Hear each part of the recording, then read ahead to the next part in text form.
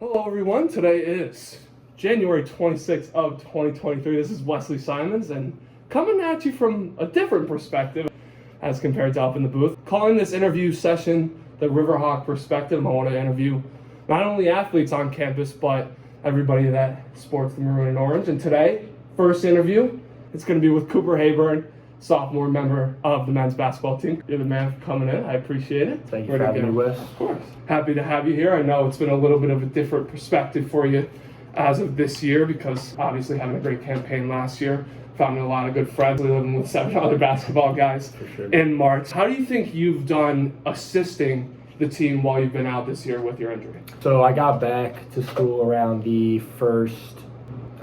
day of the first game after I was gone for a month due to my season-ending injury. And I'm just trying to be positive for the guys. You know, I love these guys to death. They're all my brothers, and I want the best for them. Just been trying to give my basketball knowledge and just my support to these guys as they battle through the season. It's a long stretch of games and practices, and it's hard on the body, so I just want the best for them, and I'm just doing all I can to help them out. Yeah, you definitely know about that, obviously, coming from last year when you went, I think it was 15 games without a turnover. That was one of the stats that Coach Frank brought up that I remember vividly, which is an awesome achievement. But yeah, I know you're probably itching to get back out there.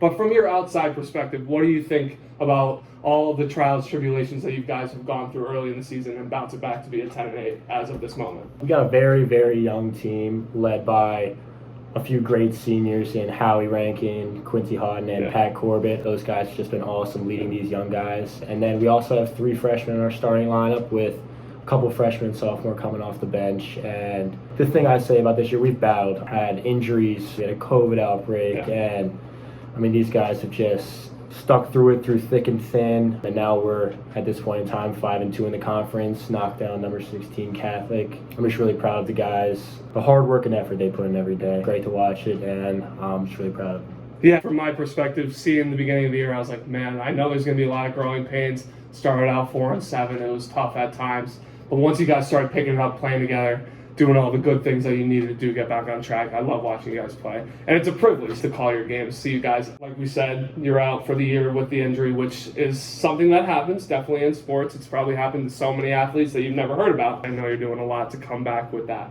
Getting off of basketball a little bit, Call of Duty, a little gaming. You have a lot more downtime. You don't have to be on like 5-10 minutes, hour early, whatever it is, to come in to practice, so you got a little more time to do a couple fun things. What's your take on Call of Duty and playing video games? I've been playing Call of Duty my whole life. Never been the best at it, but with the injury and the amount of free time that I have, I've really put a lot of time and effort into the game as of late, and I like to think I'm a very good Call of Duty player now, and I would take on anyone in Call of Duty, and I'm confident in my abilities. There it is, ladies and gentlemen, the man, the myth, the legend. Wow, he's got that competitive juices flying through him, even if it's a video game. And then campus food, that's a big one that's coming up. Now I know they just switched over to Grubhub, isn't it, on the mobile app? What is your take on the new installation of Grubhub and then campus food at large here at Susquehanna? Grubhub, I like the switch. I think it's a lot more efficient, and I think since they've switched to Grubhub, the Hawks Nest has been doing good. And I'm the biggest supporter of the calf in the world. I eat the calf 3 times a day, and I'll always be just